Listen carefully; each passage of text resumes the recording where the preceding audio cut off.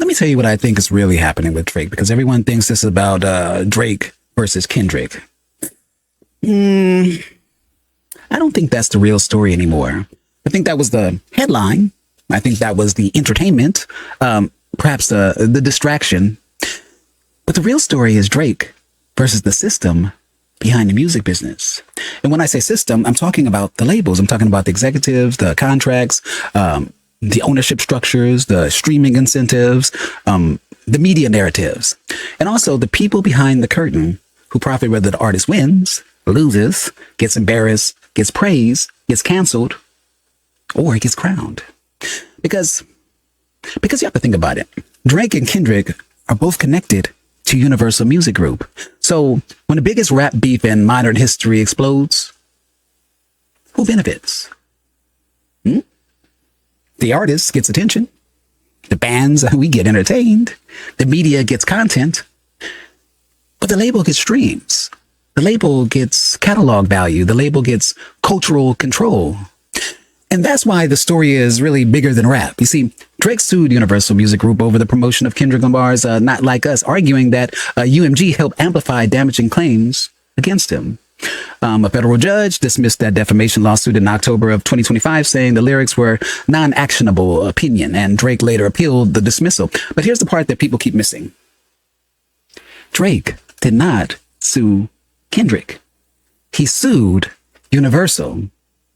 That tells you where he believes the real fight is, not with the rapper, but with the machine. And whether you like Drake or you do not like Drake, you have to pay attention to that part. Because once an artist gets big enough, the fight is no longer about hits. No, the fight is about ownership. It's about leverage. It becomes about freedom. It becomes about who controls the music after the artist creates it. And that's where this Drake situation gets very, very interesting, because now people are saying Drake's new music rollout might not just be a comeback. It might be a contract move. It might be an exit strategy. It might be him trying to complete obligations and close a chapter, walk away from a system that helped build him, but may no longer control him the same way. And that's the part that makes this bigger than celebrity drama, because the same way Los Angeles politics works, the music industry works. They put a famous face in front of you, but the real power is behind the face. You see, in LA, they show you the mayor, they show you Karen Bass. But behind the mayor, you have donors, you have nonprofits, you have consultants, you have unions, developers, media partners, money networks. In music, they show you the rapper. But behind the rapper, you have labels, executives, publishing, distribution, you have ownership, streaming deals, you have billionaires. So when people say Drake lost to Kendrick, okay, that might be culturally true, but business-wise, Drake might be fighting a different war entirely. And that war is not about bars. That war is about the building. Now, this is where the story gets deeper, because UMG is not just some random label. No, UMG is one of the most powerful music companies on the planet. This company is connected to Drake, Kendrick, Taylor Swift, Billie Eilish, The Weeknd, Lady Gaga, and a long list of artists whose music shapes the culture globally. And when you understand that, you understand why everybody wants a piece of it. Recently, Reuters reported that Bill Ackman's proposed bid for Universal Music Group put major attention on Vincent Bolloré. Vincent Bolloré is the French billionaire whose family and Vivendi together held close to 32% of UMG shares. Analysts were watching Bolloré because his next move could determine whether a deal like that even had a real path forward. Now, stay with me. This is very, very important. Most people don't even know who Vincent Bolloré is. Most people know Drake. Most people know Kendrick. Some people know Sir Lucian Grainge, the chairman and CEO of UMG. But almost nobody in the regular public knows the deeper ownership names. And that's how power likes it. You see, power doesn't always want to be famous. Sometimes power wants to be quiet. Power wants to be in the documents. Power wants to be in the shareholder reports. Power wants to be in the boardroom. Power wants to be in the structure, because the person speaking into the microphone is not always the person holding the leash. Sometimes the CEO is powerful, but the shareholders are more powerful. Sometimes the artist is famous, but the contract is more powerful. Sometimes the fans think they're watching a feud, but the money people are watching an asset. That's the difference. To the fans, Drake versus Kendrick is entertainment. To the label, it's engagement. To the shareholders, it's value. To the executive, it's leverage. And to Drake, it might be a wake-up call. Because imagine being the biggest artist in the world for over a decade and then realizing you can be used as inventory inside of a machine. That's the real story. The artist thinks he is the product, but the machine sees him as one product inside a larger portfolio.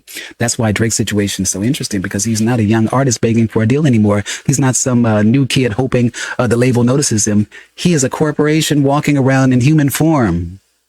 He has music. He has influence. He has data. He has a fan base. He has a brand. He has the OVO. He has a direct audience power. So the question becomes, what happens when the artist no longer needs the machine as much as the machine needs the artist? That's when the relationship changes. That's when the contract becomes a battlefield. That's when the artist starts asking questions. Where is the money going? Who owns what? Who benefits from my conflict? Who profits from my pain? Who has incentive to make me look weak?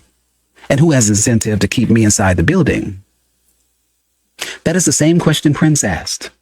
That is the same question artists have been asking forever. And now Drake may be asking it in real time. Now, just for a moment, let's talk about Prince. Yeah, the Prince. Prince, Nelson, Rogers. Because Prince wasn't just being dramatic when he wrote slave on his face. He was making a business statement. He was saying, how can I be one of the greatest artists alive and still not fully control what I create?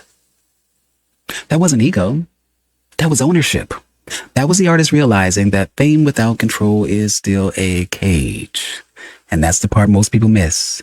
They think freedom is being rich. They think freedom is being famous. They think freedom is having hits. But if somebody else owns the masters, if somebody else controls the release schedule, controls the distribution, controls the narrative, if somebody else profits from your name after you're gone, then what kind of freedom is that? Prince understood that. That's why he bought Warner Brothers, and he paid a price for it. But he also became the blueprint for artists who came after him, because Prince saw what most artists did not see until it was too late. The contract is not just paperwork. The contract is architecture. It tells you where you can go. It tells you what you can own. It tells you what you can release and when you can release it. It tells you what happens when you want to leave. And sometimes it tells you that the music you made from your own spirit does not fully belong to you. Now, fast forward to Drake. Drake is not fighting in the same world Prince fought in. Prince had radio, but Drake has streaming. Prince had physical albums. Drake has platforms. Prince had lawyers. Drake has lawyers, but he also has data. He also has social media. He also has direct-to-fan economics. And now he even has artificial intelligence tools that can analyze contracts, patterns, and business structures faster than ever before. So when people say that Drake might be trying to get out of a deal by releasing multiple projects, that's not something we should report as fact unless contract terms are public. But as a theory, it makes sense why people are looking at it that way. Because Drake's recent law has created speculation that the project is not just creative and that it could just be strategic. We have reports and musical outlets that are discussing fan speculation that Drake's surprise release of multiple albums may be connected to fulfilling UMG's contract obligations, though the actual contract details are not publicly confirmed. And that's why the Prince connection matters, because Prince fought the old label system with the tools of his era.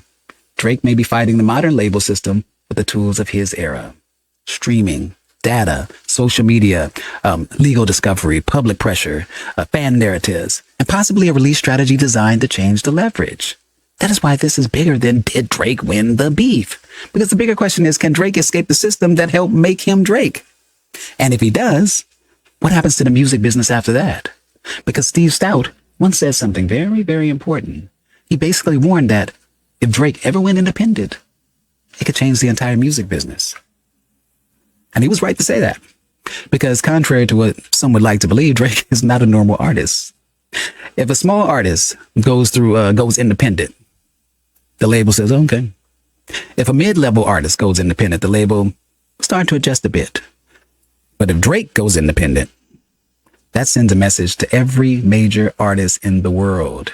It says the machine is no longer required the way it used to be. And that's dangerous, very dangerous for the machine. Now, let's bring this back to the bigger picture. Because, of course, this is RoKage Los Angeles. And on this channel, we don't just look at celebrity drama. We look at systems. And the Drake situation is a system story. The same way Los Angeles has a political machine, the music industry has a cultural machine. In Los Angeles, they use compassion language to move money. In music, they use artist language to move ownership. In LA, they tell you the program is for the people. But when you look behind the curtain, the consultants, the nonprofits, the contractors, and the political insiders, they keep winning. In music, they tell you the label is building the artist.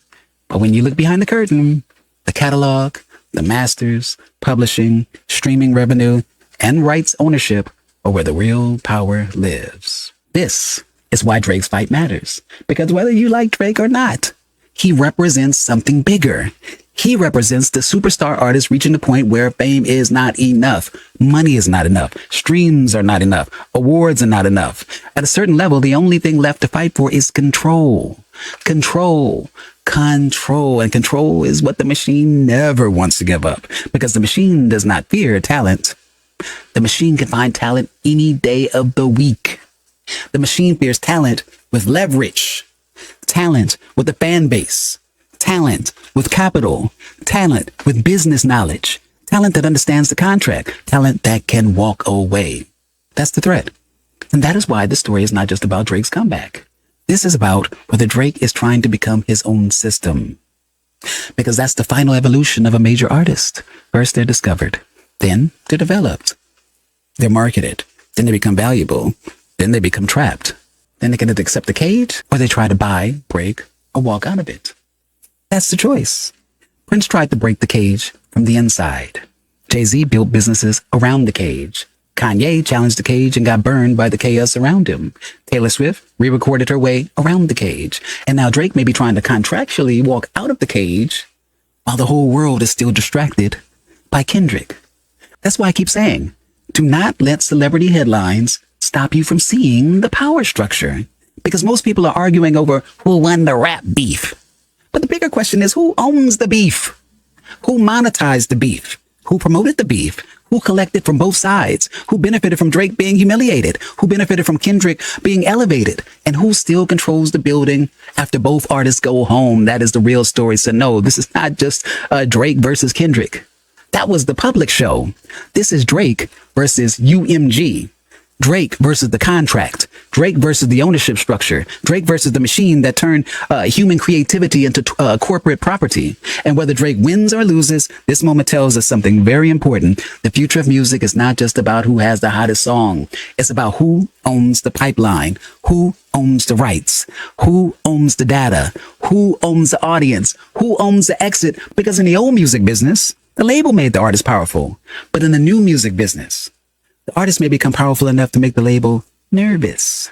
And if Drake is really trying to walk out of that building, then this is not a comeback. This is an escape attempt. And the whole industry is watching.